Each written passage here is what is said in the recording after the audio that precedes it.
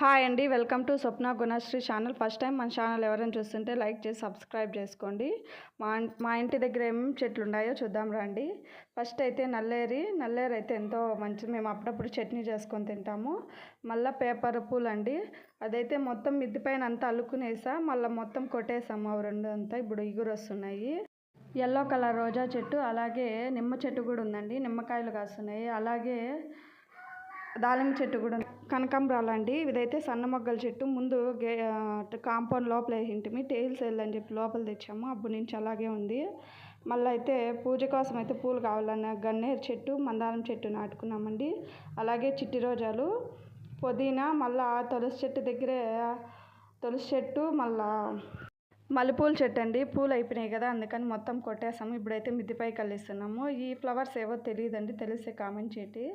ఆ సందులోనే చిన్న అంటి చెట్టు, జ్యూస్ ప్యాషన్ ఫ్రూట్ అండి. అదైతే ఇంకోటైతే ఇంటెనకాల దాని మీదకి వెళ్ళిపోయింది, కరెంటు తీగ మీదకి. ప్యాషన్ ఫ్రూట్ అయితే నా తమ్ముడు తెచ్చేసామంటే బెంగళూరులో ఉన్నప్పుడు. ఇదైతే కాకడాల చెట్టు అండి. మళ్ళీ కరేపాకు చెట్టు కూడా ఉందండి. అవి కూడా కొంచెం ఇంటెనకాలు కాబట్టి చీడ పట్టేసిందండి. ఎండాకాలం చీడ ఎక్కువ ఉంటుంది. ఇంకా మీకు జామ చెట్టు తెలిసిండేది. అలాగే లైక్ చేసి సబ్స్క్రైబ్ చేసుకోండి. ఇదైతే మా చెరుకు అండి. చెరుకు అయితే ముందు పందికొక్కలు తినేసాయి. ఎంత కష్టపడినాను ఇంత చెట్టు చేసేకి. మళ్ళీ అయితే మిద్దిపైకి వెళ్ళానండి. మిద్దిపైన సరే సన్నజాజుల్లో ఇది ఒక రకం అండి, పెద్దగా కాస్తాయి, సెంటు వాసన వస్తాయి. మా టెంకాయ చెట్లు అండి, టెంకాయలు బాగా కాస్తున్నాయి.